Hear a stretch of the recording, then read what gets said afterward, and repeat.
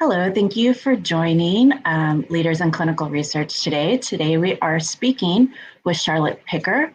She is currently a director in business operations whose responsibilities include internal IT and tooling, alongside cross-functional processing, resourcing, and reporting. She's joining us today from London, and she's spent most of her career either working in IT or working for IT businesses. She is a champion and advocate for promoting gender equity in the field of technology and workplace more generally. And today we'll be discussing her take on women in the workplace, mentorship and sponsorship, and just how to get your foot in the door in the IT sector. Hello, Charlotte. Thank you for joining us this morning. Hi, thank you so much for having me. It's great to be here. Yes, thank you. Will you please introduce yourself and tell us how you got started in IT? Sure. So I'm Charlotte. I'm Director of Business Operations at Zen Cargo, which is a digital freight forwarder. I got started in IT and tech in my third year of university, where I was able to go out to the workplace in industry for a paid year in the middle of my degree. And I joined a transport business and worked in their IT support department. For the first 6 months, I managed their support queue, assigning tickets out to the right second line and third line support. And then in the second 6 months, I worked with the training manager and booked all the IT training, making sure the IT trainers had what they needed, and supporting delegates with any questions they had before and after the course. Then after university, I was offered several graduate scheme jobs, a couple of which were in IT departments, and then one was kind of more operational management. So I took one of the IT roles because I found it to be quite interesting based on my work experience I'd had in what we call in the UK industrial placement year, which is the third year I took in industry during my graduate scheme. So I joined a company, a third-party logistics business, as a junior project manager. And then from there, I spent sort of around five or 6 years honing my skills in IT project management across that business and then a couple of other businesses, ending up as a senior project manager at a logistics tech startup, which was the first startup I sort of worked at.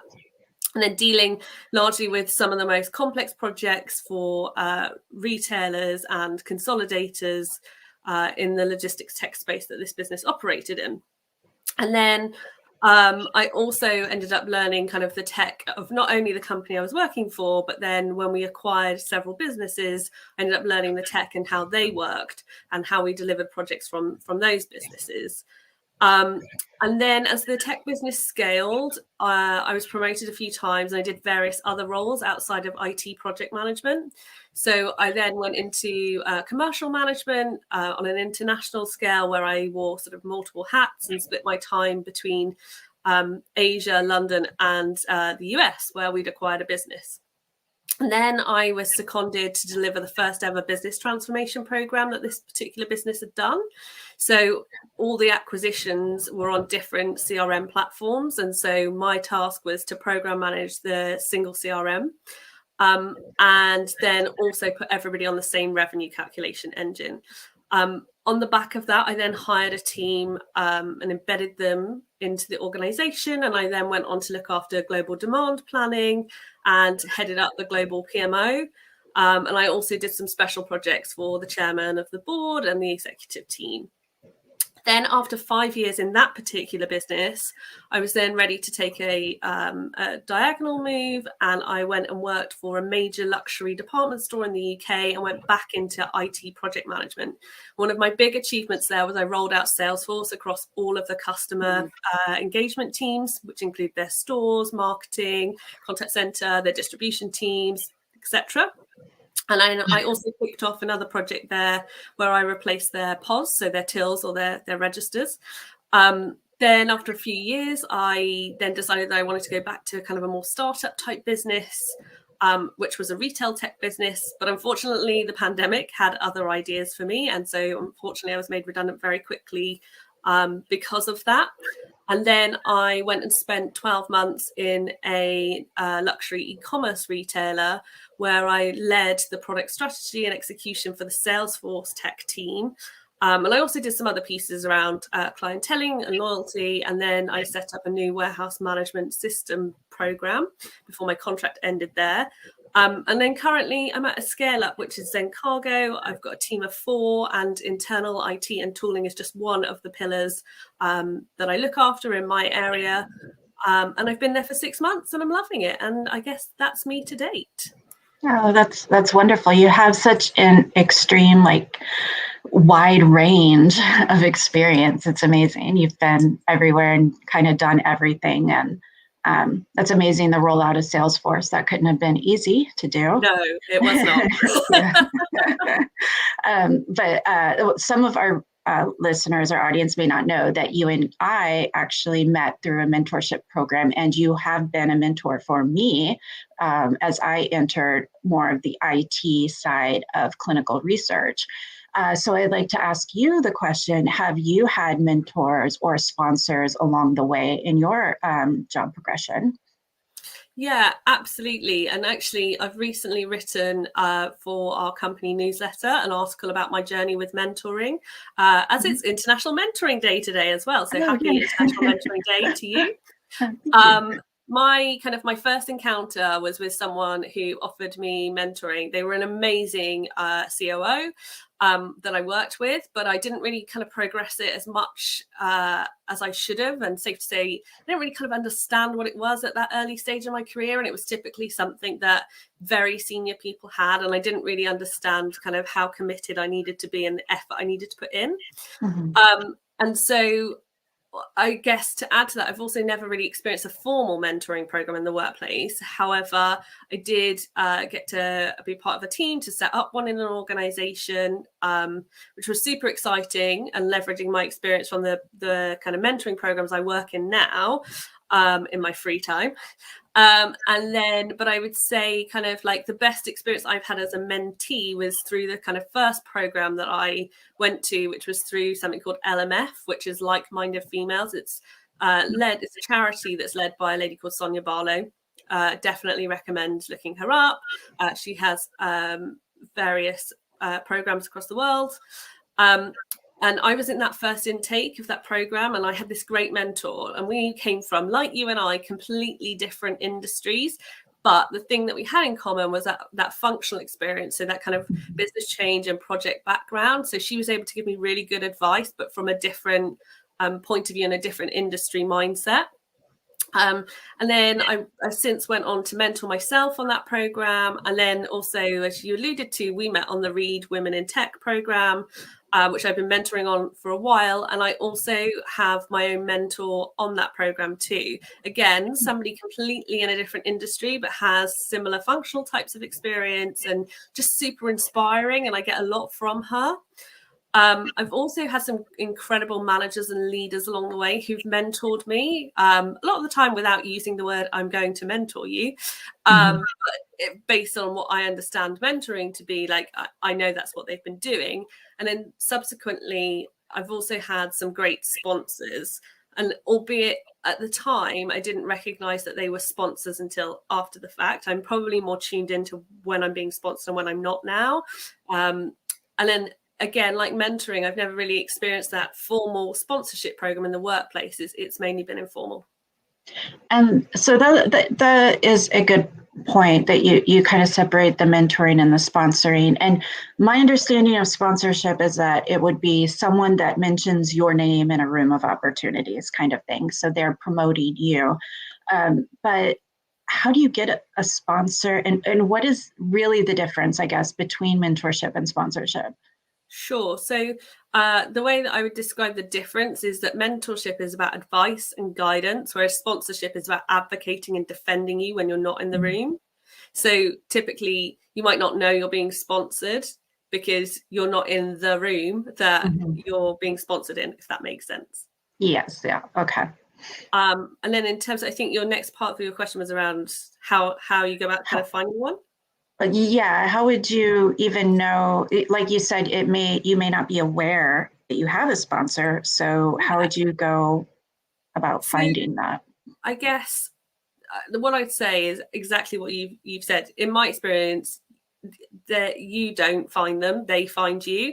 Alison Zimmerman, amazing quote, said, sponsorship, it's not who you know, it's who knows you. And that really resonated with me. However, I do believe you can attract a sponsor, which for me is kind of fundamentally different. And the way that I think you go about doing that is, number one, you develop a strong personal brand and make it known what that is. And usually sponsors are attracted to people's personal brands based on their shared values. And then they may start to introduce you to their wider network, for example. Then you also have to demonstrate you're a solid performer. When you sponsor somebody, you want to stand behind somebody that's consistent and a really good performer in the workplace, because you're also, as a sponsor, then associated with the person you're sponsoring. And then also, I guess, for the person who's looking to attract a sponsor, really kind of identify who you want as a sponsor and try to find a way to align to their values and showcase you're a solid performer. Also having clear career goals, so that, you know, that kind of typical lift type of conversation, or sorry, lift's probably not the right word, for your audience in the US, elevator conversation, where you know, somebody who might be more senior might say, oh, so you know, what are your career goals? And then have that ready, that almost that elevator pitch of, oh, well, I want to do this, this, this, and this. And then that gives them an idea that, you know, if you're not in the room and, you know, a project comes up or an opportunity comes up, then they can say, hey, I know this is something Charlotte's really interested in doing, because you've shared that with them. And then lastly, I would say taking opportunities with exposure. I think we probably all had that one boss that says, I've got this great opportunity for you. 9 times out of 10, it's not a real opportunity. It's somewhat piece of work that they don't want to do themselves. An exposure opportunity is something that exposes you to a different part of the business, or something you're interested in, or something you really feel aligns to the career development path. And that for me is like kind of how you attract a sponsor. Interestingly, when I was doing some research in this space, PayScale did a study around this, and apparently those who have a sponsor are paid 11.6% more than those who don't. Wow, that's quite a jump, huh? It's huge. And then, perhaps not surprisingly, for men, the sponsorship premium's even higher, so it's 12.3% compared to women. Okay, so sponsorship is definitely an important piece. And what differentiates sponsorship from mentorship? Is it just the level of that person, or their interaction with you seems to be less if they're a sponsor, right? Because they would be promoting you outside of kind of your knowledge of it when you're not in the room. Well, yeah, absolutely. And typically they will put you forward for things rather than offer you advice. And that's kind of or guidance, you know, that's the key differentiator for me. Okay, that makes sense. And so when you have, and now that you've explained it, actually, I can think of several sponsors that I've had in the past, which I never considered them to be sponsors, but they just gave me a lot of opportunities to learn. I also had that realization when somebody explained this to me as well. I like, I'm thinking, oh yeah, I have all these sponsors now in my past. But so for back to the mentoring idea, when you do have a mentorship, like me and you have worked together for a while now, but what makes that successful? Like, what commitments do you see are needed on both sides of that relationship to be successful? Sure. I think when I was thinking a lot about this when I was writing the article that I mentioned earlier for our internal company newsletter on mentoring. I talk about 5 things, and I think, and I'd love to know whether you agree with these, by the way. So number 1 for me is that the mentee defines the goals, so what outcomes they want to achieve. The second piece is about the mentee taking ownership. So for arranging the sessions, for doing the work, for reading, you know, for taking on board the advice, they really have to own the process. The third thing, and perhaps arguably the most important thing, is that the mentee and mentor relationship is built on trust. That's really, really important.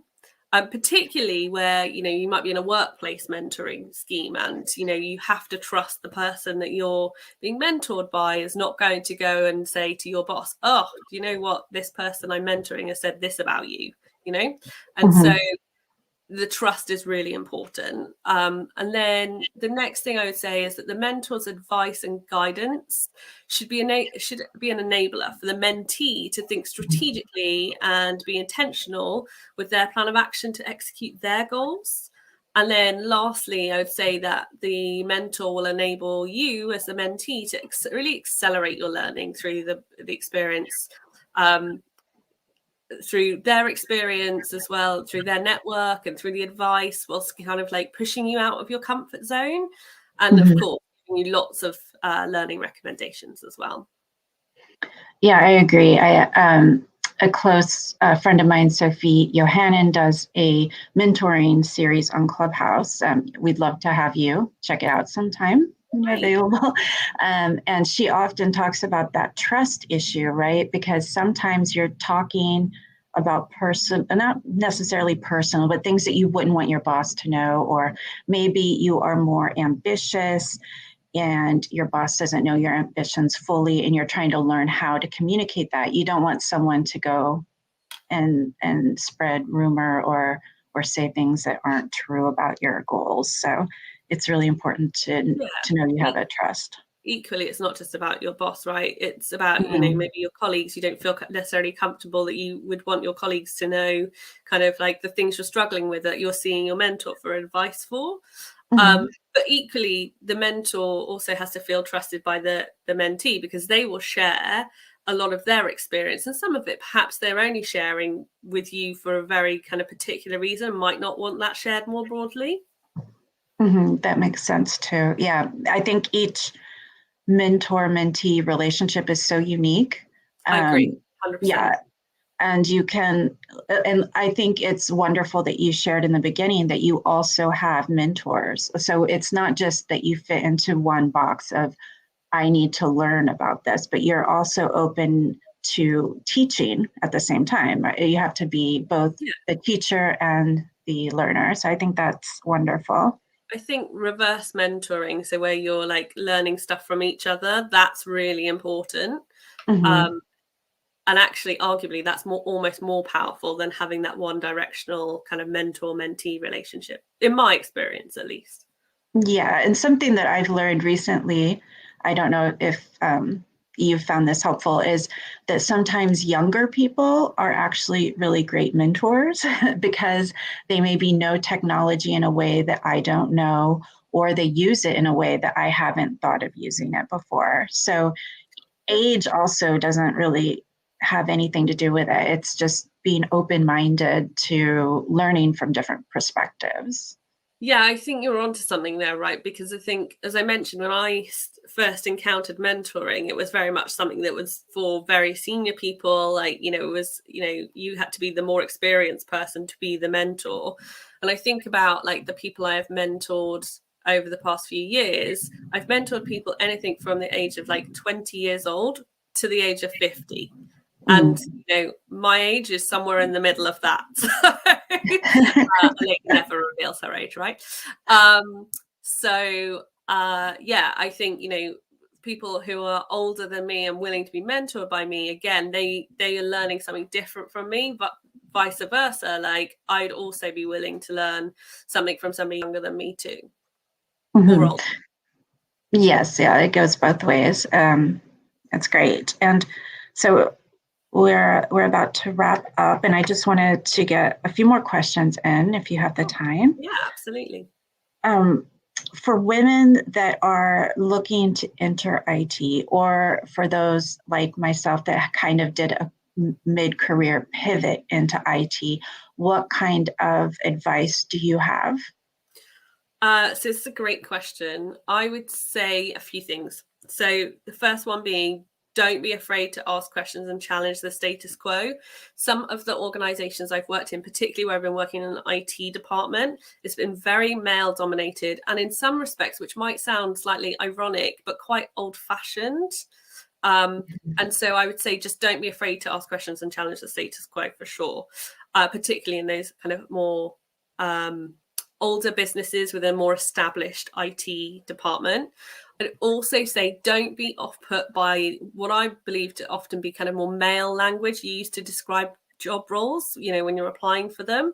They might appeal or use words that tend to attract men more.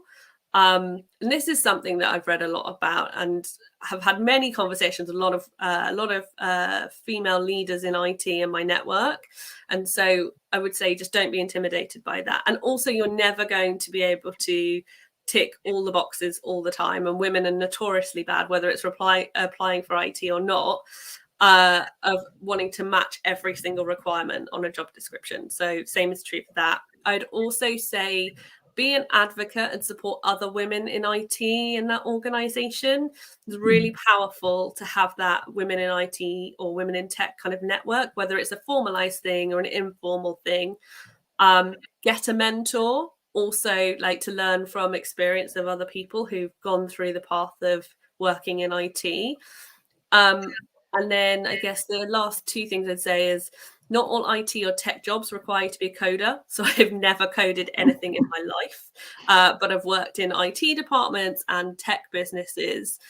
And I've not needed to do that. And I've not always had system access to the things I've been project managing or owning, or I've used my skill set to be able to get the best out of teams who need to be specialists. And then I guess lastly, and something again I'm very passionate about, is find and identify male allies, because typically still there are a lot less women in IT and tech, and having strong male allies as well as having that sponsor of any gender will really help you in an IT team. I love all of those suggestions. We need male allies across the board. So I'm very lucky. I've got loads in the company I work in, and previous places I've worked in, I've had some great male allies. That's wonderful. Yes. And also to your point of not knowing how to code and having that specific skill set, but still managing teams that code, you learn the lingo and how to manage that team. And you're right, you don't need those particular skills, but I think women tend to beat up on ourselves when we don't have the exact language that they require. Yeah, which comes back to my point about don't be afraid to ask questions. And I do it frequently with just need a point of clarification. I don't know what you're talking about. Can you tell me in plain English? And most of the time, that's absolutely fine. You always get the odd one or two people that are like, and then I always prove myself later and they're like, oh, actually, it's fine. Yeah. I think you gave a lot of really clear advice. Are there any tips you'd like to end with before we get your book recommendation? I don't think so. I feel like I've covered off everything I was kind of going to say, really. I think just the network side of things, so sponsorship, mentorship, allyship, they're all really important. And they all also feed into your leadership behaviors as well. So one of the things I've learned definitely later in my career is about the power of having a really strong network, both inside and outside of work. Yes, so important to build your network outside of work. I think sometimes women feel like they're only connecting to their coworkers, or that they need to have kind of like a ERG within the workspace, which is important, but you have to also be networking outside of work. And my industry is so small, eventually we all run into each other anyway. Yeah, I mean, I've spent most of my career in retail or logistics, and I have definitely come across the same people in different places. So I think it can be quite like that. Yes, for sure. So do you have a book recommendation for our audience? So you know me quite well, and I've got loads of books, so I'm terrible. I was trying to think of just one, and I've actually got a few in front of me. So one of my favorites, and you'll have heard me talk about this, and recently I bought a copy of this for one of my team members. It's called The Squiggly Career. It talks about the fact that there's no such thing as a linear career anymore. And the other thing that I love about it is it talks about no one cares about your career as much as you do, which I think is really empowering and really important, because years ago, I don't know if you remember this, but certainly I do, that your boss used to write you a personal development plan and you were to deliver against that. And now really it's about taking ownership, and it's got great topics in there around like building your network, understanding your super strengths, like caging those confidence gremlins, but also saying, hey, it's okay that you squiggle and that you're not going in this very straight linear line to path of succession. So that's my first one. And then I guess something I'm reading at the moment is called Invisible Women. And it's really interesting. So it's about exposing data bias in a world designed for men. And so this is where, for me, it's about equity over equality. Equity being about fairness, not being treated the same. So like the example that springs to mind is I'm a 5'2" woman, and if I'm in a room with a much taller man, for example, I want to have equity with him, not equality, because I don't want to be treated the same as him, but I want to be treated fairly towards the same opportunity. So if he's trying to look over a fence and he can already see, but I'm trying to look over the fence and I can't see, if there's a box available, then he'd give me the box and I would stand on it so I'm the same height as him, because I've got a fair way of being in the same situation. Anyway, I'm rambling. This book is great and really fantastic. And then the other one that I really love is The Coaching Habit: Say Less, Ask More, and Change the Way You Lead Forever, which is a Michael Bungay Stanier book. Oh, great. Yeah. I've got loads, but I can link the books too in the comments for people to check those out. So thank you so much for your time today, Charlotte. Thank you so much for having me. It's been a really great conversation. I've really enjoyed it.